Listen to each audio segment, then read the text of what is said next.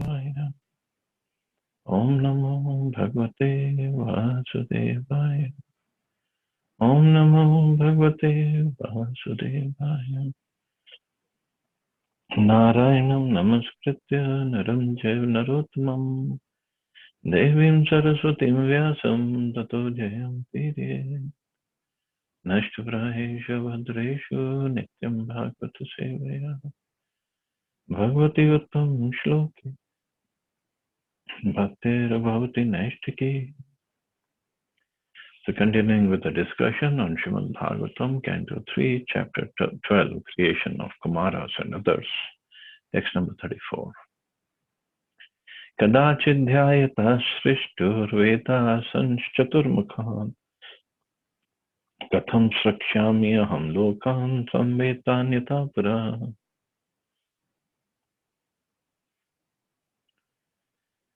Once upon a time, when Brahma was thinking of how to create the worlds, as in the past millennium, the four Vedas, which contain all varieties of knowledge, became manifested from his four mouths.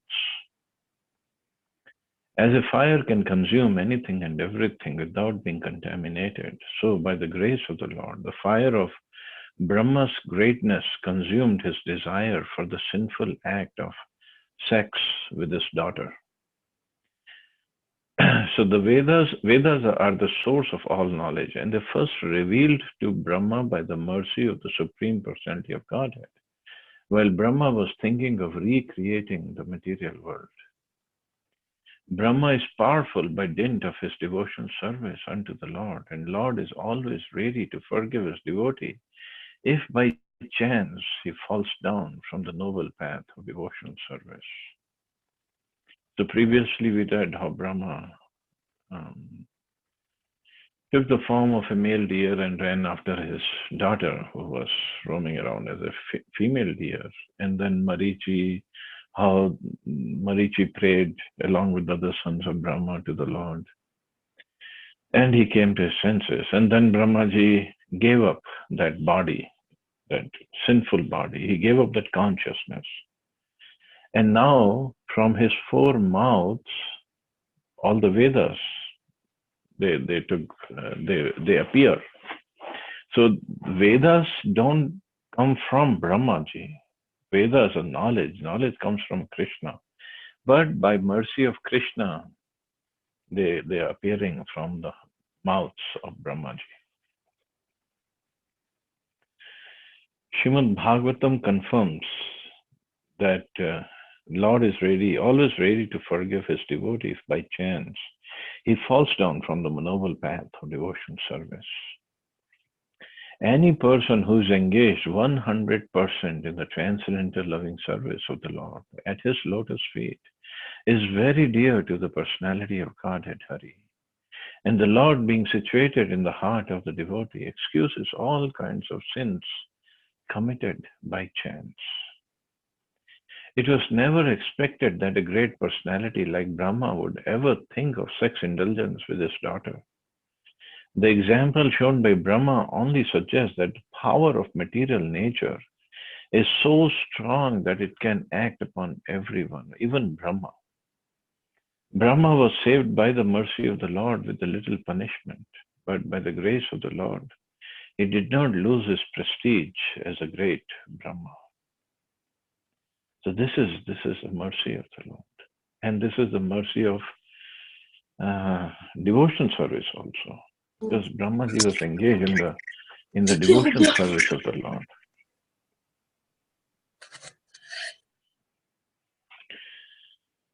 Chaturhotram karam tantram upavedanya saha dharmasya padah chatvaras tathevashram vrittaya.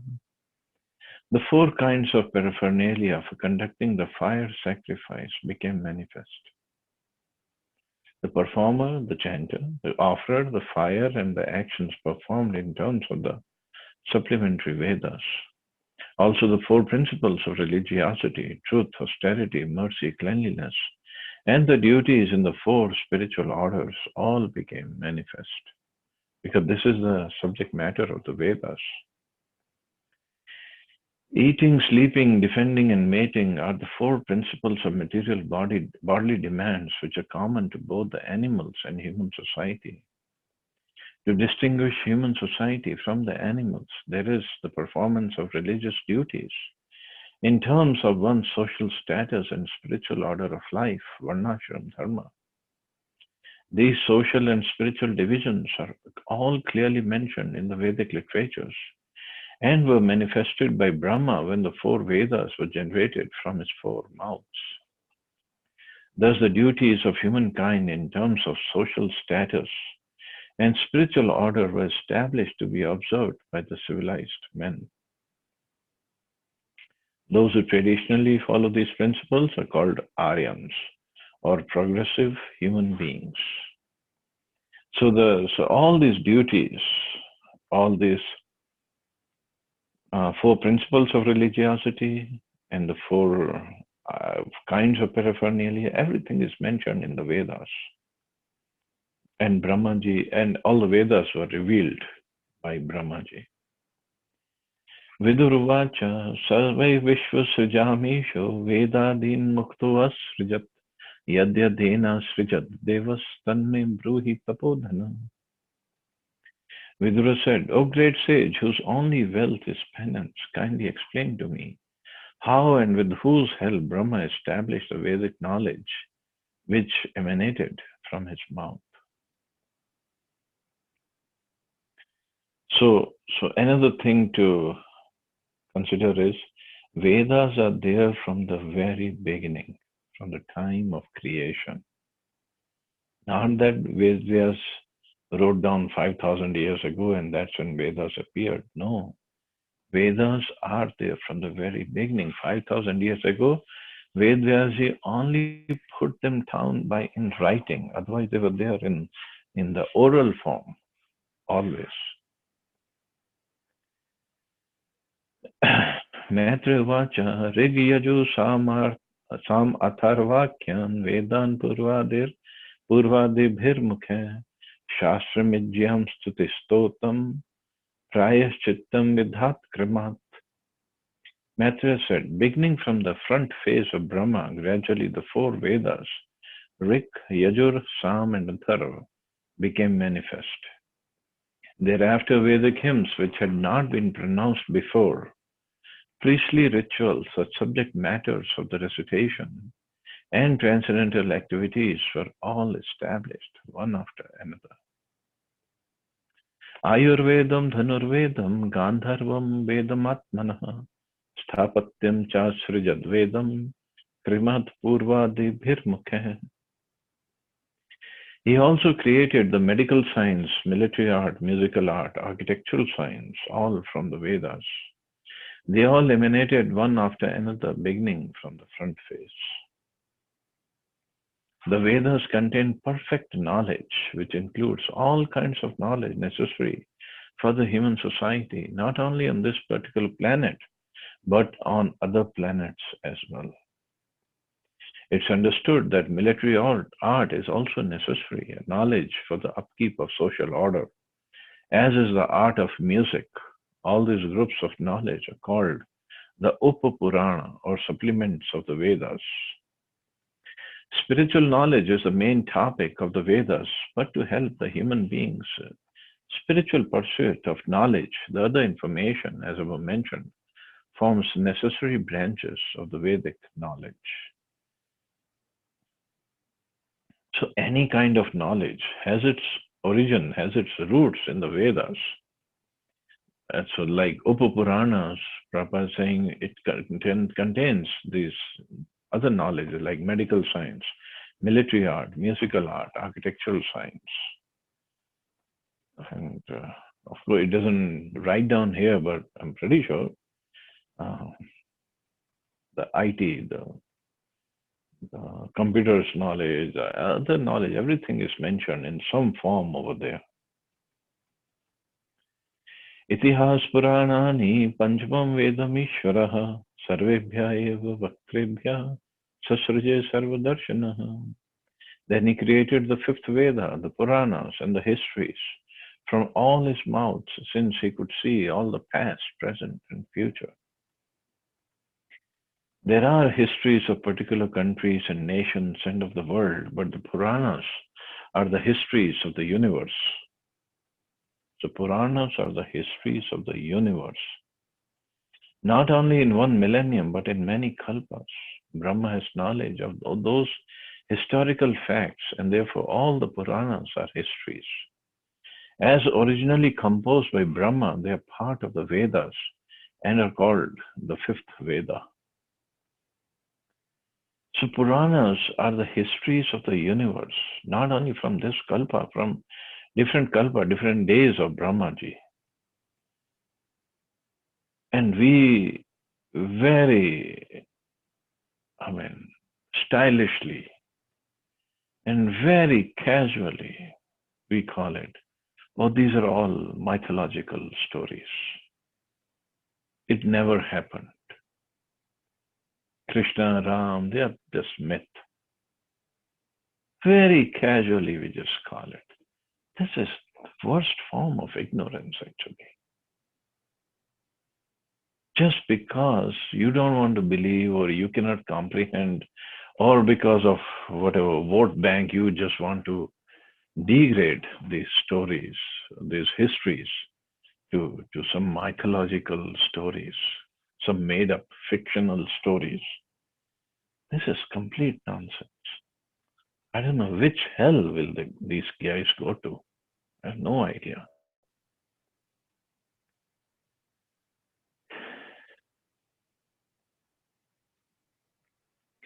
And in our actually in our school system also, because we follow British system, and they wanted to denounce our Vedas and Vedic knowledge. So they put in our brains at that time that these are all stories, mythological stories. This is myth. And the same word is still going on in our curriculum. And that really bugs me. Teachers teachers used to bring students to our museum in Delhi temple. And they would say, oh, this is Hindu mythology. In the Hindu mythology, this is said, this is that is said, Ram is there, and whatever Ramayana happened, Mahabharata happened. They very stylishly say, oh, this is Hindu mythology. And I would go and stop them whenever I would hear. What do you mean by Hindu mythology? Just explain to me these words, Hindu mythology. Because even teachers, they just parrot like they repeat whatever they read. They don't even apply their brains. And when I would confront them, what do you mean by Hindu mythology? Tell me. Oh, these two, I said, mythology, you know the origin of this word, mythology, it comes from myth. Myth means fiction. You think Ram and Krishna are fiction? They're fictional characters, just like Superman and Spider-Man and Batman. Then they would understand their mistake. But this is how we don't like to apply our brains in our schools. And thanks to Prabhupada and Prabhupada's knowledge, we are trying to apply our brains in understanding what is what.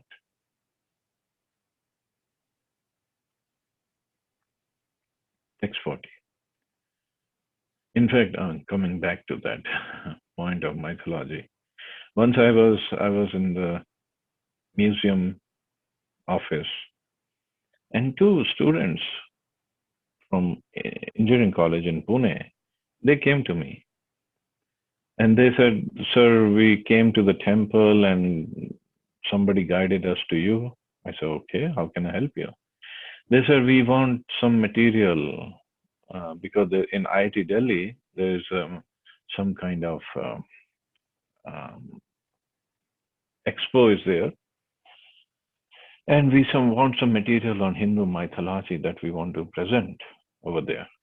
So we have set up a table and we want to present, and they thought this is the best place to get something." And I said, "Sorry, I don't have anything on Hindu mythology." And they were surprised. They're like, "You don't have, because we see you have this show and you can give us some background of the show or give us some books like Bhagavad Gita or something." I said, "But I don't have anything on Hindu mythology. What are you looking for?" They were puzzled. They were like, "Why, we don't understand what you're saying." Then I gave them a class first on what do you mean by Hindu mythology. You are engineering college students. Do you apply your brains? What is Hindu mythology? What is mythology?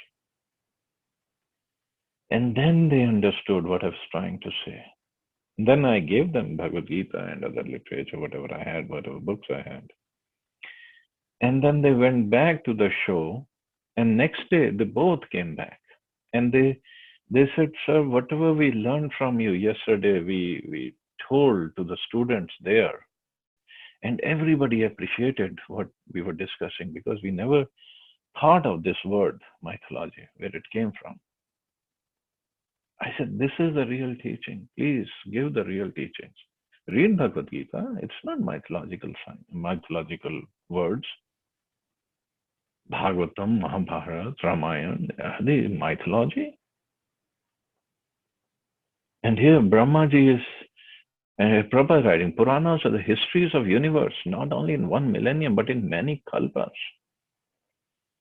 To what extent we can apply our brains and try to understand when this happened and when that happened.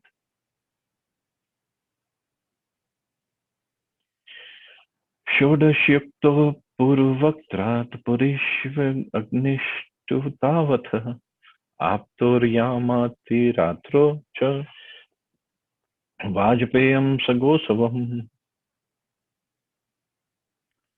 All the different varieties of fire sacrifice, Shodashi, Ukta, Purishi, Agnishtoma, Aptrayama, Atiratra, Vajpaya, and Gosva became manifested from the eastern mouth of Brahma.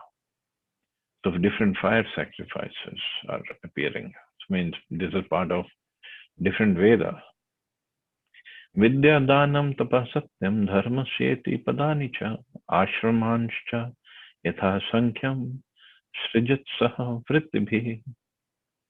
Education, charity, penance, and truth are said to be the four legs of religion. And to learn these, there are four orders of life with different classifications of castes according to vocation. Brahma created all these in systematic order. The nucleus of the four spiritual orders, Brahmacharya or student life, Grihastha or householder family life, Vanprastha or retired life for practicing penance, and Sannyas or renounced order for preaching the truth, is the four legs of religion. The vocational divisions are the Brahmins or the intelligent class, the Kshatriyas or administrative class, the Vaishyas or mercantile productive class, and the Shudras or general laborer class who have no specific qualifications. All were systematically planned and created by Brahma for the regular promotion of self-realization. Student life is meant for acquiring the best education.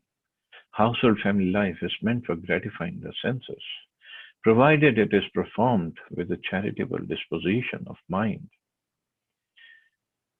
Retirement from household life for Vanprastha is meant for penance, for advancement in spiritual life, and sannyas or renounced life is meant for preaching the absolute truth to the people in general. So these are the divisions. This is how the society was divided, not by a caste system, modern day, all topsy-turvy, perverted form of varnashram system as caste system.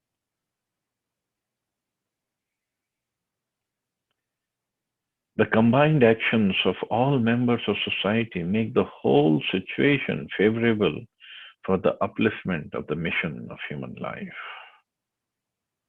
So this is why the society was divided in four ashram and four varnas, to make the whole situation favorable for the upliftment of the mission of human life. Not to create chaos all over the world, the whole society, and everybody is fighting like cats and dogs. That's not the purpose behind creating this human society and dividing it in varnas and ashrams. And people think this is permanent. Nothing is permanent. You take, even in this life, one can change, and after death, who knows where that soul is going to take birth at? The beginning of this social institution is based on education meant for purifying the animal propensities of the human being. The highest purificatory process is knowledge of the Supreme Personality of Godhead, the purest of the pure. The purest of the pure. Even Arjuna said, Om Pavitram Idam, no, Om, what was that shloka, 10.12 and 13. Sometimes it just missing. It's at the tip of my tongue whenever I remember to say it.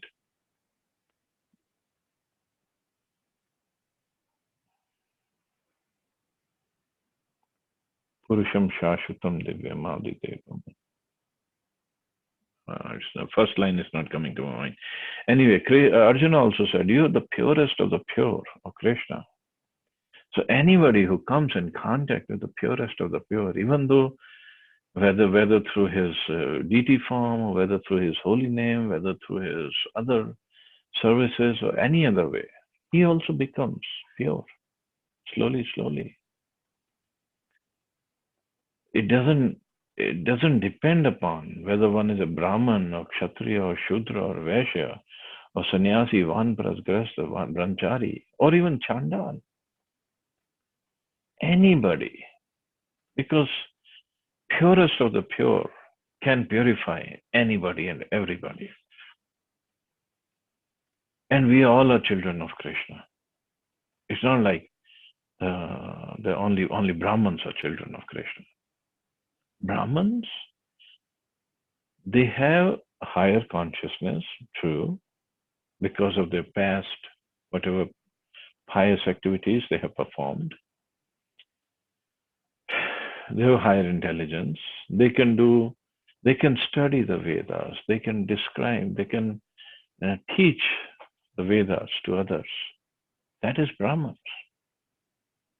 And they can understand the knowledge of the Vedas better. But even a Chandal can become a Vaishnava. He can become a loving servant of Krishna. There is nothing stopping. What about Chandal? Even animals and birds can become devotees of Krishna. They might not be able to become Brahman or the so-called Brahman, because a Vaishnava is above Brahman anyway. He has a full knowledge of Brahm Janati iti Brahman, but a Vaishnava doesn't only have the knowledge of Brahman, but he is also serving the Brahman, Parabrahman. This is what Arjuna said, Param Brahma, Param Dhama, Pavitram, Paramam Bhavam. You're Param Pavitra. So the Vaishnava is serving the Parabrahman, not just have the knowledge of Parabrahman. He has a relationship with the Parabrahman. Brahman doesn't necessarily have the relationship with the Parabrahman. So that devotional service is for everybody, each and everybody. Anybody can become Vaishnava. Even talking about animals and birds, Garudji, he is a pure servant of Krishna. Hanumanji, Gajendra was liberated by Krishna. So anybody can perform devotional service. There is no restriction on that. But for the proper upkeep of the society, this Varnashram system was established by Krishna. And this is what is all the instructions or the duties of all the Varnas and Ashram have been manifested by Brahmaji. Text 42. Savitram Prajapatyam cha Brahmam chat brihatata Varta Sanjaya Shalina Shiloncha iti Vaigrihe. Then the thread ceremony for the twice born was inaugurated, as were the rules to be followed for at least 1 year after acceptance of the Vedas. Rules for observing complete abstinence from sex life, vocations in terms of Vedic injunctions, various professional duties in household life, and the method of maintaining a livelihood without anyone's cooperation by picking up rejected grains. During student life, the brahmacharis were given full instructions about the importance of the human form of life. Thus, the basic education was designed to encourage the student in becoming free from family encumbrances. Only students unable to accept such a vow in life were allowed to go home and marry a suitable life. So, so during student life means it was the Gurukul system when all the kids were sent to Gurukul to study under a bona fide teacher. And they were all encouraged to lead a brahmachari life. But everybody cannot be a brahmachari. That doesn't mean brahmacharis are better than grihasthas or grihasthas are better than brahmachari. That doesn't mean that. All it means is they both have different tendencies. That's all. Now the girls would not go to Gurukul. So the girls had to get married. So some students from Gurukul, they had to come back home and get married to a suitable wife. So it's not like everybody was going to become a brahmachari. It was not practical. So I wouldn't say some, I would say most of the students would come back and become grihasthas. Otherwise, a student would remain a permanent brahmachari, observing complete abstinence from sex life for his whole life. It all dependent on the quality of the student's training.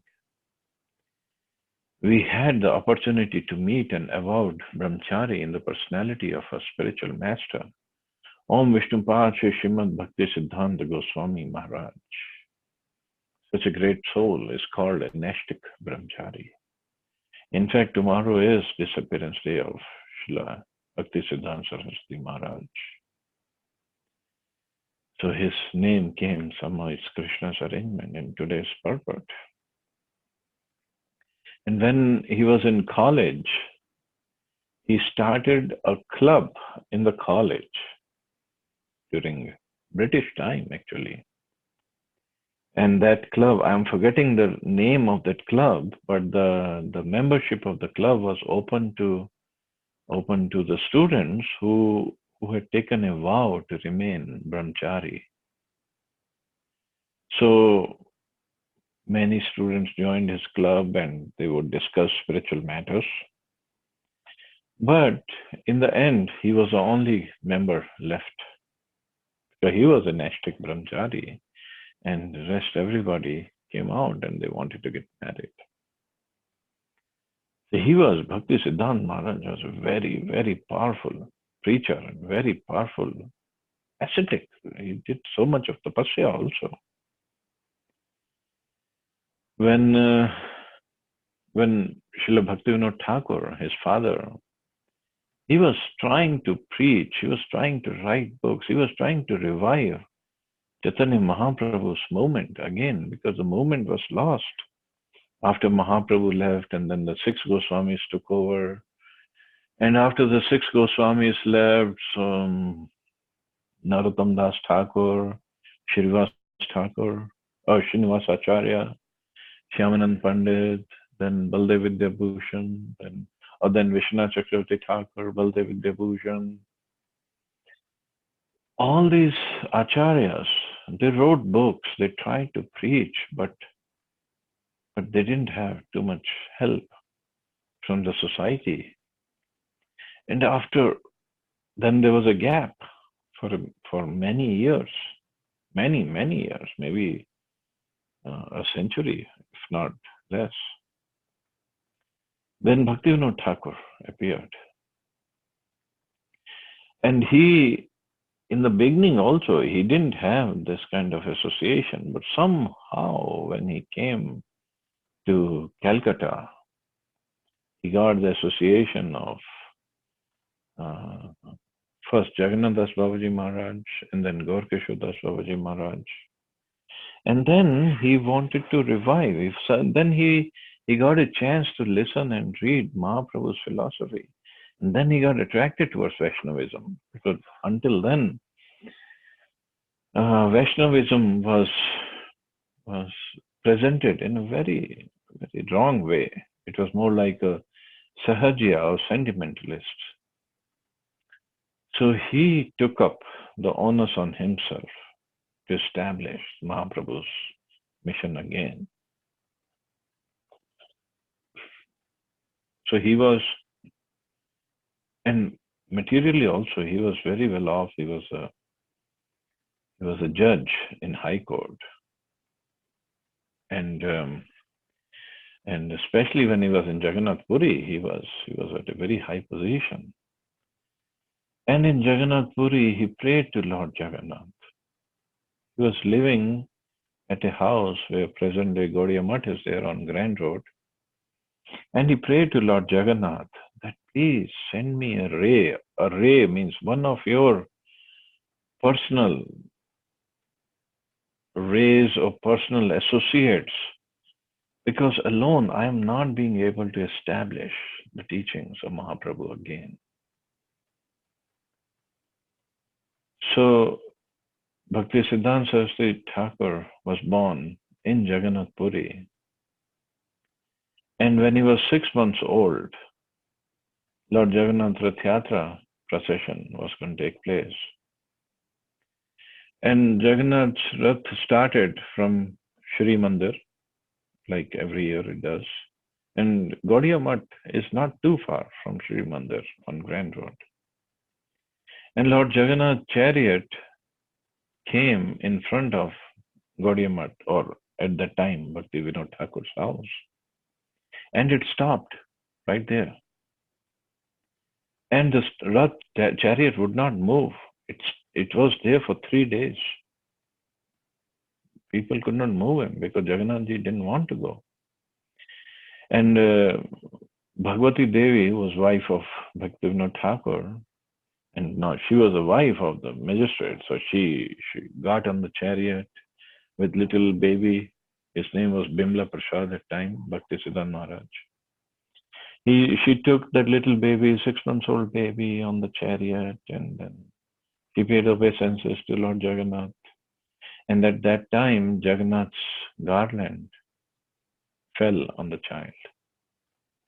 And everybody understood this child must be somebody very lucky. It's a very fortunate soul. Very exalted soul has appeared. People, we go, when we take darshan of Lord Jagannath in the temple or on the chariot, we don't have the proper eyes to see. So we think it's just a murti. What is this murti? He doesn't even have hands or legs. But that's not exactly true. It's not murti. It's Lord himself. And he likes to perform different pastimes with his devotees.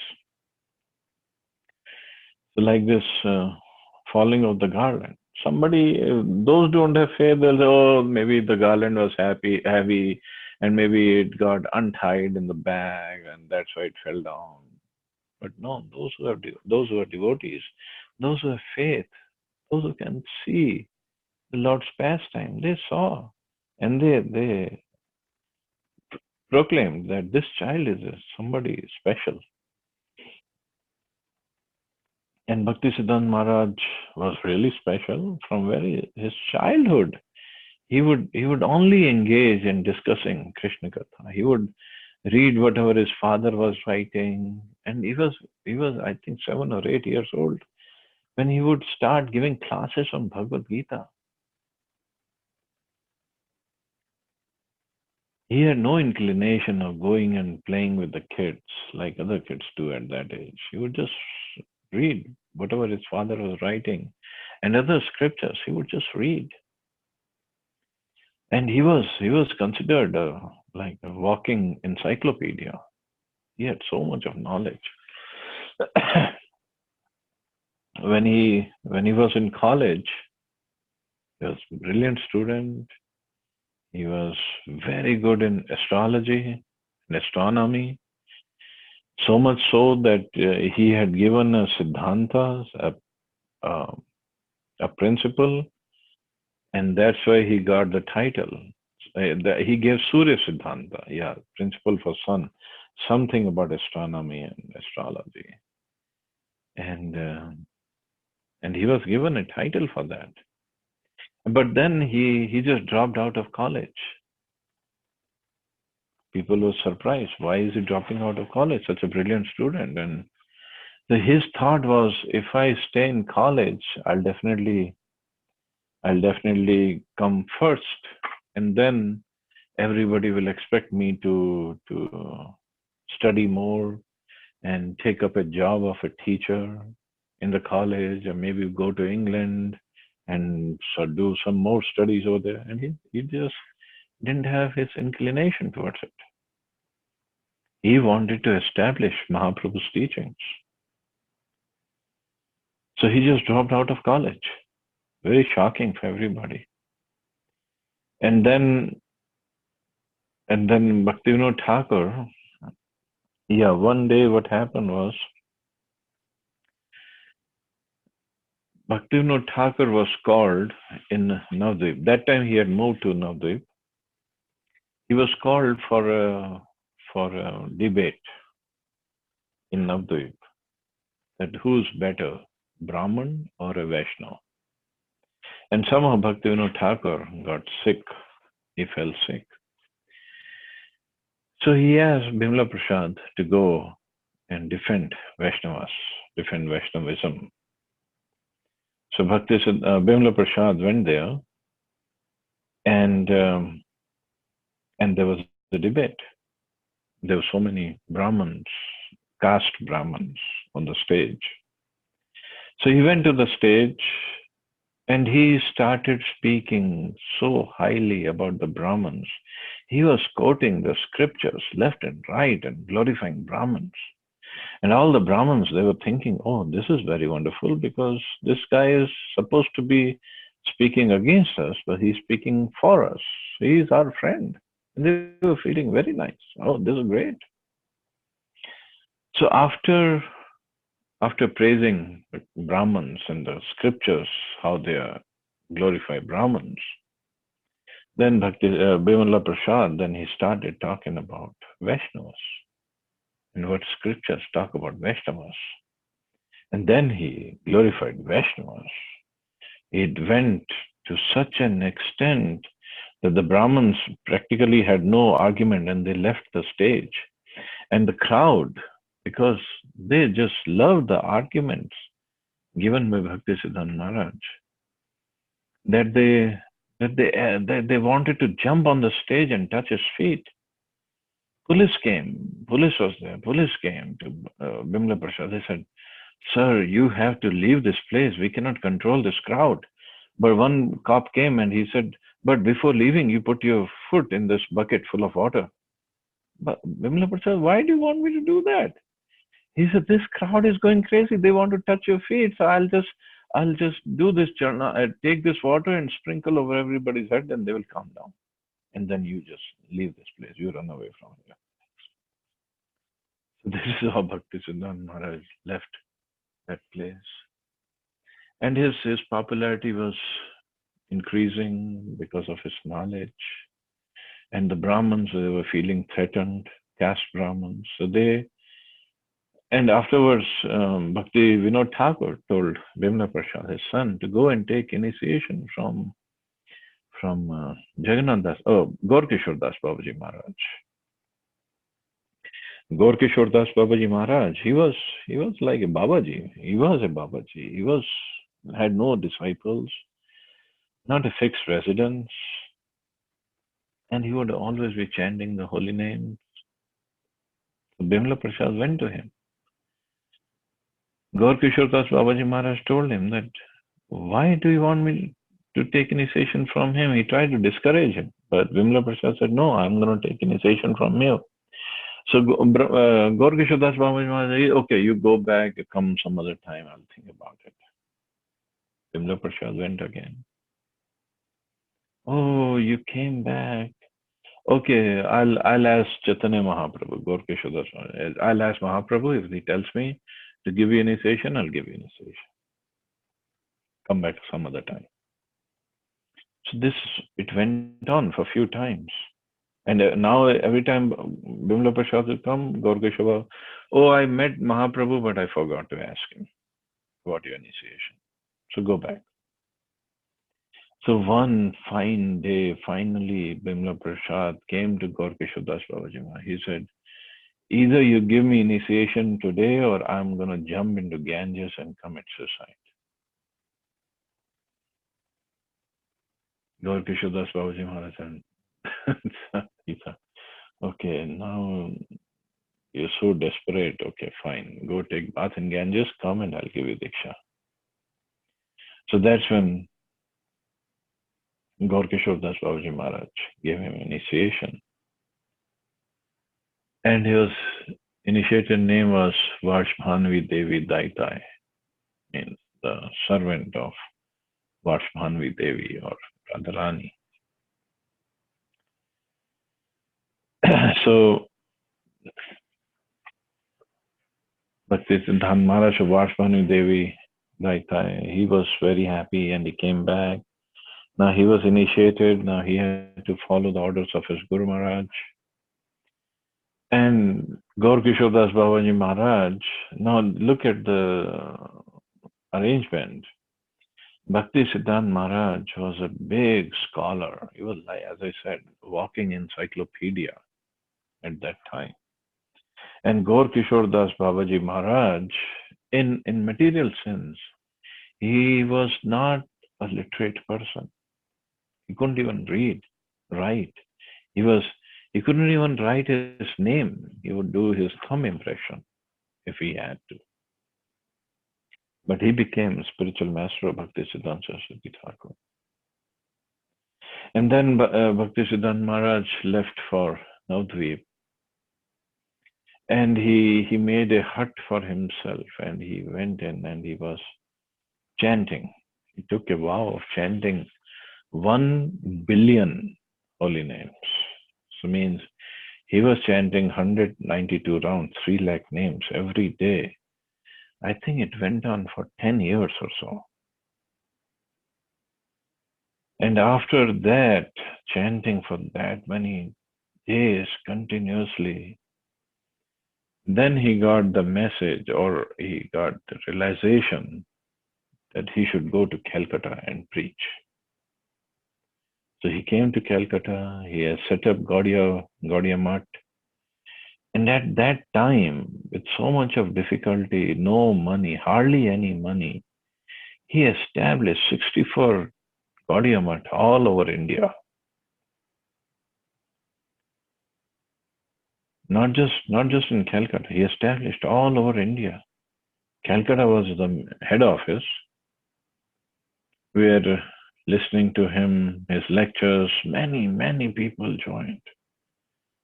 He was a scholar, wonderful scholar. And many people joined, many people became well-wishers. And temples, and he was very much interested in establishing printing presses. So he would always establish a printing press wherever he established Gaudiya Math, because he wanted to print literature. He was not printing big books, he was printing like leaflets or small magazines at that time. Somebody asked in Calcutta, Maharaj, why you want to print so much of literature? And he gave a wonderful answer. He said, we are in Calcutta, and in Calcutta is a small city. It's not a very big city. It's a small city, and we already have 4 or 5 newspapers reporting whatever is happening in Calcutta. So he said, for this small city, if there could be 4 or 5 newspapers, what to speak of the spiritual world where every second there are newer and newer pastimes happening between Radha and Krishna and the gopis and the associates of Krishna. He said there is so much of material to be printed that every second we can we can print a newspaper for every second. Because, first of all, looking at the calculation, 1 second of Golok Vrindavan, so how many kalpas of Brahmaji passes away? So there's no comparison of time. So that was his realizations and his convictions.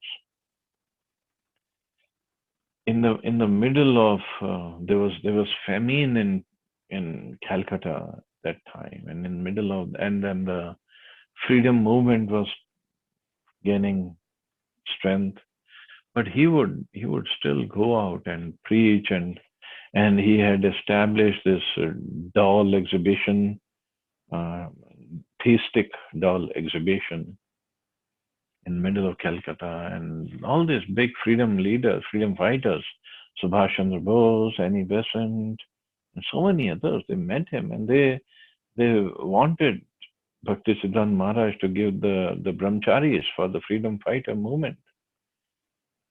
But Bhaktisiddhanta Maharaj was somehow save his brahmacharis. And in the middle of all this, in 1922, when Bhaktisiddhanta Maharaj met Abhay or Srila Prabhupada in Calcutta, and Abhay had just reached there on the roof. Bhaktisiddhanta Maharaj was having a meeting, or he was giving lecture to a few people. And Prabhupada, Abhay went there and with his friend Narendra Malik, and Abhay just paid obeisances, and Bhaktisiddhanta Maharaj looked at him. And even before he could even straighten up, he said, "You look like a very well-educated man. Why don't you go to the Western world and preach the message of Chaitanya Mahaprabhu in English language?" That was in 1922. And Abhay got straightened up, and he looked at Bhaktisiddhanta Maharaj, this sadhu he was first time meeting, and he's getting this order. And Abhay replied, "But we are still under British rule, and until we gain independence, who will listen to us?" And Bhaktisiddhanta Maharaj replied. And Abhay Prabhupada said that, "First time I was defeated by somebody's arguments, and I loved it. I liked it because I knew this is my spiritual master." So Bhaktisiddhanta Maharaj replied that the importance of spreading these teachings is so valuable that it cannot wait for change of political scene in India. And Abhay was convinced, yes, that is true. But although until 1965, he could not leave India and come to America to fulfill that desire, but it really convinced him. But anyway, Bhaktisiddhanta Maharaj still went on preaching and establishing movement. And he had, at that time, because he left his body in 1933. It was, I think, 1st January of 1933 when he left his body. And before he left his body, so means we got independence in 1947 from British rule. So before 1933, I would say maybe 1930 or something like that, he sent few sannyasi disciples of his to London to preach and to establish the movement there. And he was sending money from India to London for their expenses. We can't even imagine that at that time. He was such a revolutionary person that people would call him Singha Guru, Lion Guru, because he was very forceful in his preaching. And if you, I'll try to post it tomorrow, one of his articles. Look at the language, the command of English language he had, and such a difficult English language he has written. If you read Brahm Samhita purports, that's all written by Bhaktisiddhanta Maharaj. It's terrible English. It's amazing, not terrible, amazing English. Even Britishers, they have to keep a dictionary with them to understand the English of Bhaktisiddhanta Maharaj. So profound. And he was the first sannyasi. He didn't get sannyas diksha by his Guru Maharaj, but later on when he was preaching one day, he got this inspiration to take sannyas, and he didn't have any god brothers because he was the only disciple of Gaurkishore Das Babaji Maharaj. So he just took sannyas by in front of the picture of Gaurkishore Das Babaji Maharaj, and he followed all the principles, all the rules, regulations of sannyas ashram. And he was the first sannyasi to wear shoes. He was the first sannyasi to, I believe, to sit in a car. And he had a car when he was in Calcutta. He would go in a car at that time. There were hardly any cars in Calcutta. And he had one of them. His point was to preach the message of Mahaprabhu. We have to use everything and anything possible in the service. He went to Radhakund in a car and wearing sannyas clothes and a coat on top of it. And he was criticized by the Babajis at Radhakund. But he told them, I mean, we have to follow the principle of Yukta Vairagya. Use everything in the service of Krishna, for the service of Krishna, for the preaching service of Krishna. So such a wonderful acharya in our line. And we should be very thankful to Prabhupada for giving us the teachings in a very simple and subtle way, and to bring us in this line of Bhaktisiddhanta Maharaj, Gaurkishore Das Babaji Maharaj, Bhakti Vinod Thakur, such stalwart Gaudiya Vaishnavas, Acharyas are there. And they all are looking on us, how we help Prabhupada in establishing this mission further, expanding this mission further. So Prabhupada could please his Guru Maharaj, Shri Srimad Bhaktisiddhanta Saraswati Thakur. So anyway, I didn't know, I hadn't read this purport before the lecture that there would be Bhaktisiddhanta Maharaj's name coming. And it was Prabhupada's mercy, he gave us this opportunity to hear more. You can hear more about Bhaktisiddhanta Maharaj. I'm pretty sure tomorrow there'll be many classes all over Delhi. Or you can go to ISKCON Desire Tree and download any lecture and listen more or read more about him. So we'll stop here. See anybody has any questions or comments.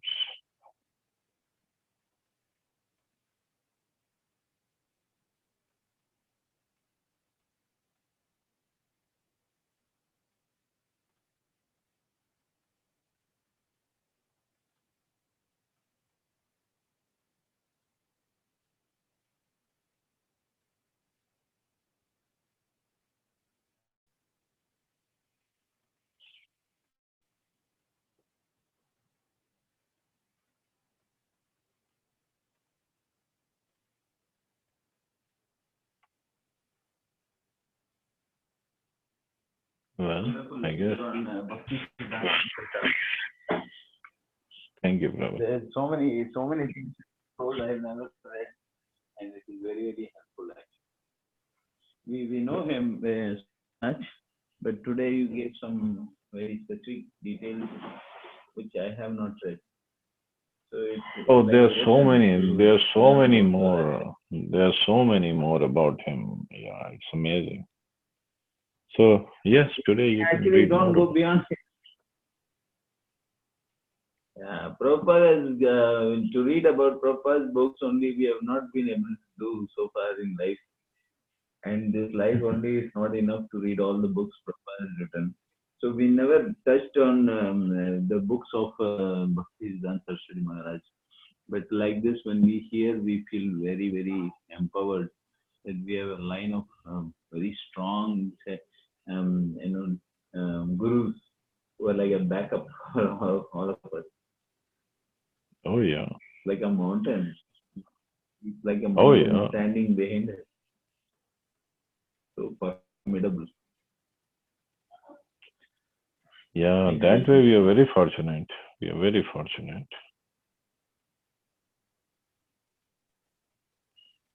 Thank you. Any other questions or comments?